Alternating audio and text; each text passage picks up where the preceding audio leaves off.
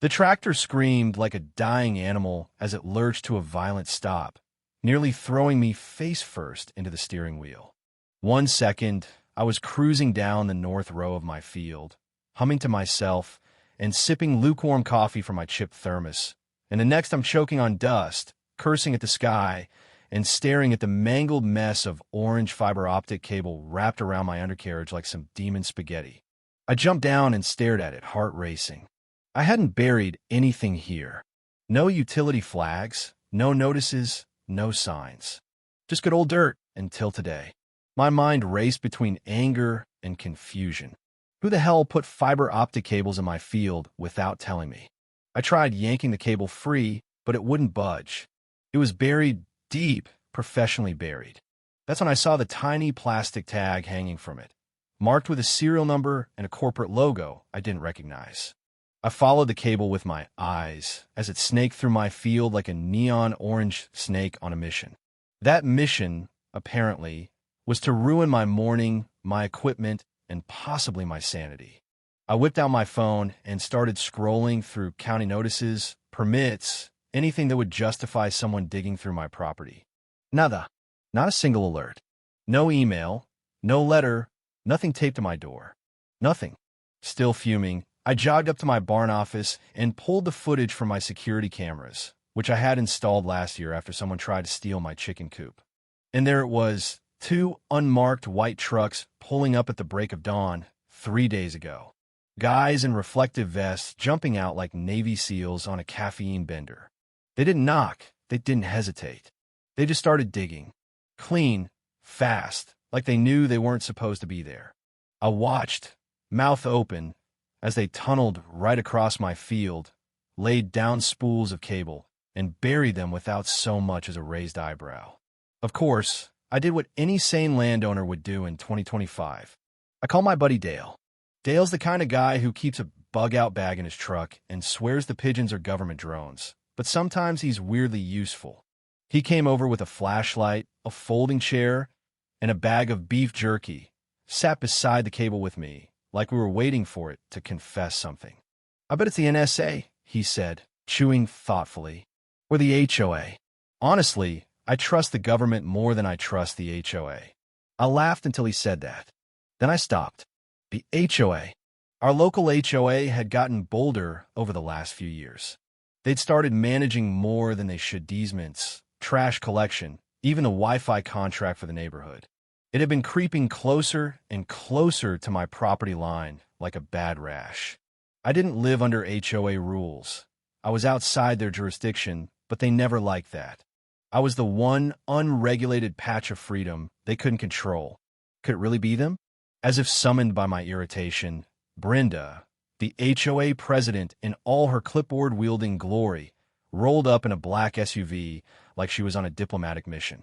She stepped out with that practiced smile that didn't reach her eyes, the kind that said, "I'm about to ruin your life, but I'm going to pretend we're friends." "Oh, good. You found the installation," she chirped as if I'd stumbled across a surprise gift. "What installation?" I growled.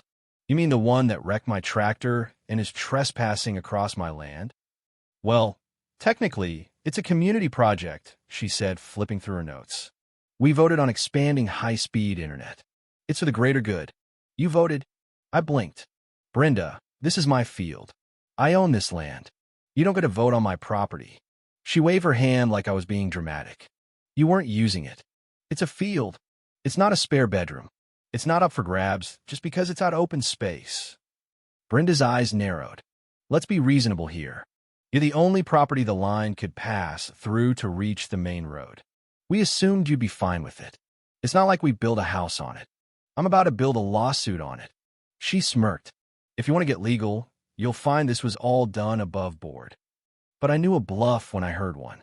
That night, I stayed up with Chloe, my cousin and part-time land use attorney who treats zoning laws like sport. She scoured the filings and grinned like a wolf. No permit, no right-of-way, no agreement. They'd gone rogue. It gets better, way better. The HOA hadn't just laid cable through my property. They'd partnered with a local internet service provider and leased access rights to them, as if they owned the land. They were getting paid a monthly fee for that access. They were profiting from my field, my soil, my land, and didn't give me a single cent. They had illegally sold access to property they didn't own, like squatters renting out a mansion they broke into. I stared at the documents in disbelief. They didn't just lay cable. They turned my land into a revenue stream and thought I wouldn't notice. Brenda and her board had crossed a line so bold, so blatantly stupid, that I couldn't decide whether to scream or laugh. Instead, I smiled. Slowly. Wickedly. If they thought laying cable was a power move, they were about to learn what real power looked like. They gave me a fiber optic line? Fine. I'd take control of it. And then, I'd lease it to their biggest competitor.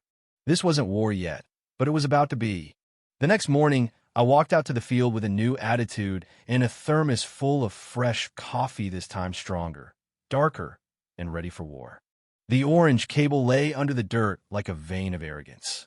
And now that I knew what it was worth, I didn't see a nuisance. I saw leverage. Real, legal, juicy leverage. And Brenda? Brenda had absolutely no idea the kind of game she had just started. Most people see a field and think empty land. I saw a chessboard, and I was about to move my queen. Chloe had worked fast. By sunrise, she already had the county's utility office on the line and confirmed what we suspected. No permit, no permission, no survey filed. The HOA had skipped every step of the legal process and relied on good old-fashioned entitlement and assumed compliance. Classic Brenda move. But the kicker, since no easement was recorded and no compensation given, the line was technically an unauthorized utility encroachment, which meant I had every right to either remove it or monetize it myself. I sent Brenda a polite, carefully worded email.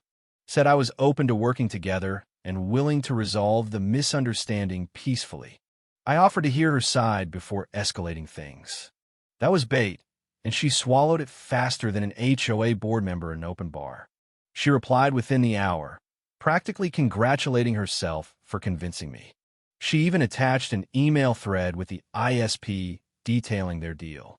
According to her, I was a reasonable landowner who understood the needs of the greater community. Oh, I understood, all right. I understood that she had just handed me a full confession and a paper trail. While Chloe began drafting the initial cease and desist letter, I got to work. In the field. Literally. I bought a dozen bright yellow flags and marked every spot where their cable ran through my land. Then I added wooden signs. Private property. Unauthorized utility use will be prosecuted. A few had QR codes linking directly to a public post I'd made detailing the incident, complete with photos, security footage, and a side-by-side of Brenda smiling at the installation like she was opening a community garden instead of committing real estate fraud. Later that day, my phone buzzed with a message from someone I hadn't heard from in years. Ethan, my neighbor down the road. We used to ride dirt bikes through the hills as kids, but he'd moved away to start a tech company. Turns out, he'd come back to start something even bigger. His own local fiber company, Lightning Link Fiber. He'd been trying to expand in our area for months, but couldn't get access through HOA-managed properties because of their exclusive ISP contract. Ethan had seen my post, and he was laughing so hard when he called he could barely talk. I've been trying to get foot in that neighborhood for a year, he said, and you just bulldozed a back door with your tractor? I explained what was going on and asked a simple question. If you had legal access to run lines through my land, would you be able to hook up the entire neighborhood with better speeds and lower prices? His answer was instant. Hell yes. And just like that, we had a deal. Chloe drew up the paperwork. Ethan's crew would run parallel fiber on my property, legally this time, and I'd lease the land to them at a fair rate. He'd install a junction box right on the edge of my field that could service the entire HOA-covered neighborhood. Not only that, he'd undercut the HOA's ISP by offering triple the speed at half the price. No contracts, no throttling, no agawa marco. I called it Operation Steal the Signal, and it was already my favorite side project ever. Meanwhile, Brenda was starting to sweat. I could tell because she sent me another email, this one noticeably less smug. She asked for a formal sit-down to discuss mutual benefits. Translation: The board was realizing how badly they'd messed up and wanted to patch things up before the neighborhood caught wind of the scheme. Too late. Ethan and I launched a local flyer campaign. Bright blue mailers hit every door with big, bold letters. Better internet. No HOA markups. Coming soon. A few neighbors even called me directly, thanking me for finally doing something about the price hikes. One said he'd been paying more than $100 a month for spotty service and had no idea the HOA was pocketing a cut. I started receiving passive-aggressive notes taped to my mailbox. One read, "Your actions affect the whole community." Another just said, "Traitor," in red marker. I wasn't sure if that one was from Brenda or Dale trying to mess with me. Either way, it only made me double down. A week after the signs went up, I caught Brenda and 2 HOA board members sneaking onto my property. They were dressed like they were going bird watching, but they were clearly inspecting the cable route. I stepped out with my phone in hand and filmed the whole thing. "Private property," I called out. "Trespassing is a criminal offense. Should I call the sheriff or just post this on Nextdoor?" Brenda turned red. The others backed off immediately, muttering something about getting their steps in. "You can't just hijack our infrastructure," she hissed. "Your infrastructure?" I raised an eyebrow. "You laid it illegally on my land. I own the dirt, the rights, and now, thanks to you, the leverage." She blustered something about lawyers and lawsuits. I shrugged. "Bring it. I already have an attorney. You might want to find one who knows the difference between public easements and private land." Later that night, I got a call from someone even higher up, the regional manager of the ISP the HOA had partnered with. He was very calm, very professional, and very, very nervous. He asked if we could come to an agreement, suggested a new contract, maybe even a revenue share. I politely declined. "You're leasing space from people who don't own it," I said. "That makes the entire agreement invalid." He tried to argue. I offered him a deal. Lease it from me instead, at a higher price, of course, or rip it all out. He said he'd get back to me. I hung up and poured myself a whiskey. Then I stepped out onto my porch, looked out over the moonlit field, and smiled. The HOA thought they could steal my land and turn profit, but they didn't realize something crucial. This field wasn't just dirt. It was mine. Every inch, every rock, every stubborn patch of grass. And now it was a battleground. Only this time, I wasn't the one caught by surprise. I was the one laying cable, the kind that carried data, dollars, and revenge. Brenda's smile had disappeared. That alone was satisfying. But what came next was pure chaos, and I was there for every minute of it. The moment our flyers started hitting mailboxes, the HOA's control over the neighborhood cracked like a frozen pipe in January. Suddenly, their so-called exclusive provider deal wasn't exclusive anymore, and the residents who had been quietly grumbling about slow speeds and hidden fees now had a choice. And nothing terrifies a power-hungry HOA more than giving people options. The first ripple came in the form of mass complaints. Neighbors started showing up to HOA meetings, waving the blue flyers like torches. One guy, Mark, who had been living there for 12 years, stormed in demanding to know why the HOA had never disclosed the kickbacks from the ISP. Brenda tried to explain that it was a community benefit fund, but the moment Mark asked for financial records, she shut that meeting down faster than you can say class action lawsuit. Meanwhile, Ethan's crew worked fast. They laid new cable across my field legally and efficiently, with all the right permits and inspections. They even installed the main hub just 10 feet from the illegal line the HOA had placed, like a shiny new monument to poetic justice. Neighbors started switching to Lightning Link by the dozen. Each one got a free install, a referral bonus, and an email explaining exactly how the HOA had overcharged them for years. Brenda's inbox must have looked like a war zone. Then came the sabotage. At first, it was little things. Someone knocked over our promotional sign near the mailbox row. Another day, someone left a pile of dog poop on Ethan's equipment trailer. Then one night, someone snuck onto my field and tried to dig up part of the Lightning Link trench. Didn't get far before triggering the motion-activated sprinklers I had installed specifically for Brenda-style shenanigans. I reviewed the footage with Chloe, and we both burst out laughing when we saw a hooded figure get blasted right in the face and fall flat into the mud. That clip went viral in the neighborhood Facebook group. I didn't even post it. Someone else did. The comment section turned into a war zone of its own, with residents choosing sides faster than middle school cliques. But the most delicious twist came from within the HOA itself. Turns out, not every board member was on board with Brenda's little stunt. One of them, a mild-mannered retiree named Richard, cracked under pressure and sent me an anonymous email with all the juicy internal documents, meeting minutes, ISP invoices, even a breakdown of how much money the HOA had made off the illegal cable deal. Spoiler, it was tens of thousands of dollars, and none of it had been disclosed to the residents.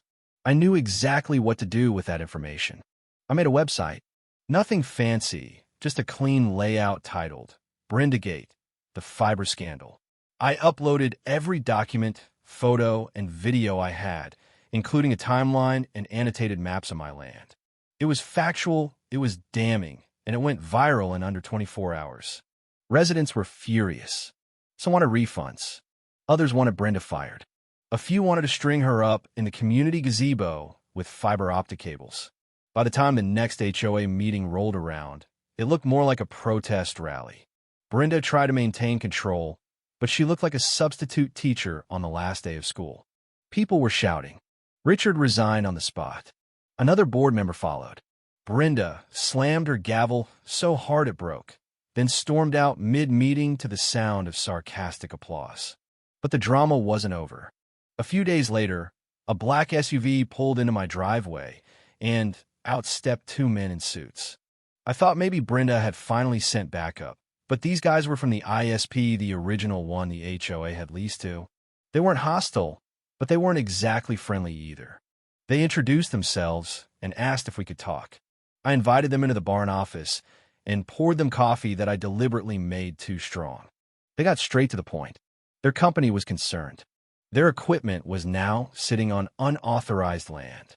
Technically, I could sue them for trespassing or, worse, file an injunction to have the lines removed.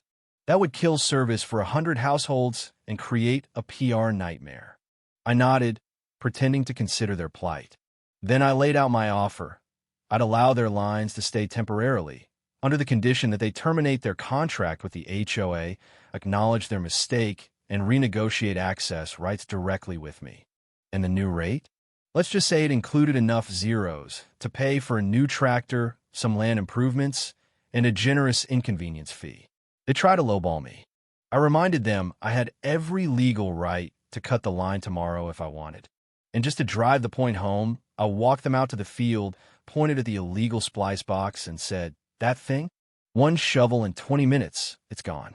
They didn't argue after that. Later that week, the new deal was signed. I was now officially leasing my land to two ISO-owned, one new, and I was making more per month than I ever had selling hay. Ethan was thrilled. He even offered me an advisory title in his company, which I accepted mostly so I could put Fiber Mogul on my business cards. Brenda, meanwhile, was unraveling. With the board collapsing, the residents rebelling, and her internet monopoly gone, she was grasping for straws. She filed a noise complaint against the installation crew, claimed the new fiber junction box clashed with the aesthetic of the neighborhood. At one point, she even accused me of hosting an illegal data center in my barn. I posted a video tour of my data center, which was just a few servers and a router duct taped to the wall next to my chicken feed. The comments section exploded with memes, including one where someone photoshopped Brenda onto a medieval inquisitor chasing a Wi-Fi signal with a torch. That week, I held a neighborhood open house in my field. Free snacks, lemonade, a tour of the new hub station, and Ethan gave a presentation on how internet actually works. Families showed up with lawn chairs. Kids ran around chasing each other with printed-out lightning link verses. One guy even wore a shirt that said, "Plow the system." As the sun set, I looked out over the field and realized something. I hadn't just protected my land. I'd changed the entire dynamic of the community. People had choices now. They had information. And best of all, they had each other. Brenda had ruled with secrets and fine print. I just used a tractor and a little transparency. Of course, I wasn't naive. I knew Brenda wasn't done yet. People like her don't go quietly. But for now, the board was in shambles, the lines were legally mine, and the neighborhood was connected like never before. All because someone laid the wrong cable in the wrong field. Brenda filed the lawsuit like it was her final move in a chess game she thought she was still winning. The official paperwork came in a thick envelope, delivered by a man who looked far too tired to care what was inside. I opened it on the porch with Chloe watching over my shoulder, and within seconds, she let out a laugh so sharp it made the chicken scatter. The HOA was suing me for obstruction, unauthorized business activity, and me personal favorite, willful disruption of community agreements. The best part?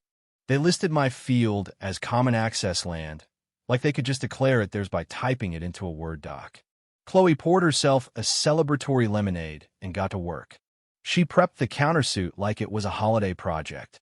By the time she was done, we had a portfolio of violations so thick it needed its own drawer: trespassing, fraud, civil misuse of property, even tax evasion, since the HOA had never declared the fiber lease income properly. And with Richard's whistleblower emails and Ethan's technical schematics backing us up, our evidence wasn't just solid, it was bulletproof. The courtroom was exactly what I imagined it would be: fluorescent lights, one sleepy bailiff, and the smell of overbrewed coffee hanging in the air like regret. Brenda showed up in a tailored blazer 2 sizes too tight, flanked by 2 nervous board members and an attorney who looked like he had just Googled how to HOA lawsuit. I could barely keep a straight face when he started his opening statement, trying to paint me as an uncooperative landowner who jeopardized the neighborhood's connectivity. He even called the cable installation a community enhancement initiative, which I think he expected to sound noble, but only made the judge raise an eyebrow. Then Chloe stood up. She went through everything step by step: the lack of permit filings, the unauthorized dig, the secret ISP contract, the illegal profit scheme. She presented aerial photos, timestamps, soil reports. At one point, she even brought out a printed map with red yarn, like she was presenting a true crime documentary. The judge, who had clearly expected this to be a petty dispute, sat up straighter with every minute. Then came a kicker.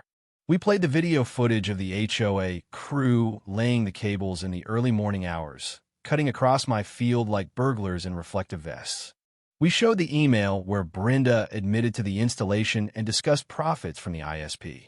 We even presented the screenshots of the public backlash and the site visits from the unamused ISP reps. The judge looked at Brenda and asked, "Did you at any point consult the property owner before initiating this project?" Brenda fumbled. We assumed community interest overrode individual land claims in this instance. The judge blinked. That's not how land ownership works. With a simple ruling, the entire case flipped. The judge dismissed the HOA's claims entirely and granted my countersuit full standing. Not only were they ordered to pay damages for unauthorized use of my land, but they were also hit with fines for misappropriation and breach of fiduciary duty. The icing on the cake: the HOA was forced to formally terminate its contract with the ISP, which automatically voided their revenue stream. Brenda's face when she heard the word restitution was something I wish I could have framed. After court, Ethan and I celebrated with tacos from the gas station nearby. Odd choice, but strangely perfect. He was already drafting plans to expand service into other HOA-strangled neighborhoods, and with my case now a matter of public record, word spread fast. I started getting calls from other property owners asking how they could do what I did. It felt like I had accidentally become the fiber optic Robin Hood. But Brenda wasn't finished. Not by a long shot. A few days after the ruling, she filed a nuisance report with the county, claiming that the new lightning link junction box was a health hazard. Apparently, it gave off dangerous electromagnetic waves that interfered with birds' migration patterns and caused her neighbor's dog to bark more than usual. The county inspector came out, took one look, and asked if we were pranking him. When I showed him the signed permits and the new partnership with the local utility company, he chuckled and gave me a thumbs up. Brenda then tried to rally the remaining board members, those who hadn't quit or gone into hiding, and called for an emergency HOA meeting. It was held in the community center, and Ethan and I attended purely out of morbid curiosity. About 20 residents showed up, some carrying lawn chairs, others wearing shirts that said, "Free the fiber." Brenda stood at the front with a whiteboard full of poorly drawn diagrams and an emotional plea about restoring order to the community. That's when someone, Mark, of all people, stood up and asked her directly, "Brenda, how much money did the HOA make from that illegal deal?" Brenda froze. Someone else shouted, "Where's the money now?" And then, like a wave breaking, the room erupted in questions. Brenda tried to maintain control, but the whiteboard was smudged, her markers dried up, and her voice trembled. By the end of the night, someone had formally called for a vote to remove her as HOA president. The motion passed unanimously. She left the building without another word. With Brenda out, a new board was formed. Richard returned, this time as treasurer. Mark took over communications. And surprisingly, I was asked to be an advisor not because I was particularly diplomatic, but because everyone figured I'd spot a scam a mile away. I accepted, but only on the condition that all major infrastructure decisions would be publicly voted on and no project could be initiated without property owner consent. But the final twist came from Ethan. With his company growing and my field now a major hub, he proposed installing a permanent, solar-powered microstation right on my property. It would serve not just the HOA neighborhood, but 3 others nearby, turning my land into the epicenter of independent internet service in the region. I'd get equity, ongoing revenue, and a seat on the company's advisory board. We broke ground 2 weeks later. Brenda, now a former resident, had moved out. Rumors said she sold her house at a loss to a young couple who immediately installed lawn gnomes and renamed their Wi-Fi network to HOA Hatters. As I stood out in the field watching the new micro-hub rise, I realized how much had changed. This wasn't just about cables anymore. It was about ownership, about standing your ground when someone tries to walk over it literally. The same dirt that Brenda once dismissed as just a field was now a revenue-generating tech asset that served hundreds of homes. And the people who lived there, they remembered. They supported it. They celebrated it. It had started with a single cable, a mistake they thought I wouldn't notice, a trespass they figured they could justify. But I noticed. I cared. And I pushed back. Not with fists or fury, but with paperwork, persistence, and a really well-timed tractor breakdown. And in the end, I didn't just take back control. I became the network. The sky was streaked with orange and gold as the last cable was laid into the microstation. The crew packing up their tools while neighbors gathered around with folding chairs, coolers, and curiosity. A year ago, no one would have believed that a quiet farming field would become the heart of the region's fastest internet, and certainly not because the HOA tried to sneak a cable through it. But there we were, standing on what used to be just dirt and weeds, now transformed into something valuable, respected, and undeniably mine. It felt like the whole neighborhood had shown up for the unofficial launch party. Kids ran past the new solar hub, some trying to name it like it was a pet. One girl suggested calling it Freedom Tower, which got a surprisingly loud cheer from the crowd. Mark was handing out burgers. Richard set up a little podium to say a few words, and Ethan wheeled in a portable projector for a short slideshow that included, among other things, a freeze frame of Brenda getting sprayed by my motion-activated sprinklers during her nighttime sabotage attempt. That part got a standing ovation. After everything we'd been through, the mood was light, celebratory. But beneath the laughter and hot dogs, there was a sense of closure, like the neighborhood had finally cut its last tie to the paranoia, micromanagement, and backdoor deals that had once ruled over it. People weren't just happy about faster internet. They were happy about freedom, about choice, about being heard, and about the very satisfying downfall of an overreaching HOA board that thought they could act without consequence. Someone asked me to say a few words. I didn't plan on speaking, but I figured why not? I stepped up, cleared my throat, and looked out at the people gathered there. Most of them I didn't know very well before all this. Now we shared something a strange battle fought with routers and legal briefs instead of pitchforks and torches. I kept it simple. I told them how it started with a busted tractor, how I found that orange cable buried in my soil, how I watched strangers dig into my land like it belonged to them. I reminded them that it wasn't about the cable.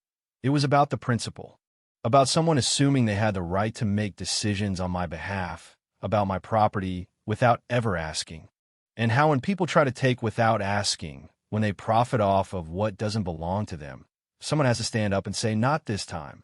I ended it by thanking them for showing up, for speaking out, for proving that the best way to shut down entitlement is with unity and a little bit of stubbornness. After the speech, people came up to shake my hand, share stories, and laugh about how ridiculous it had all gotten. One older woman told me she used to be afraid to speak at HOA meetings, but after watching how everything played out, she finally felt like her voice mattered. Another guy asked me if I'd ever thought about running for office. I nearly choked on my lemonade. The next day, I took a walk around the property just as the sun was coming up. The new hub stood quietly in the distance, humming like a content machine with nothing left to prove. The field looked peaceful again. No more trenches, no more markers, no more unauthorized trucks sneaking in before dawn. Just my land, my rules, and a fiber backbone humming beneath the surface like buried lightning. I passed by the old route where the illegal cable had once run. We left it in the ground, for legal reasons, let it rot as a monument to hubris. The sign next to it now said, "Caution, former HOA ego zone." Someone had added a drawing of Brenda's face to it in Sharpie. I didn't erase it. I heard from Chloe a few days later. She said the final settlement checks had cleared.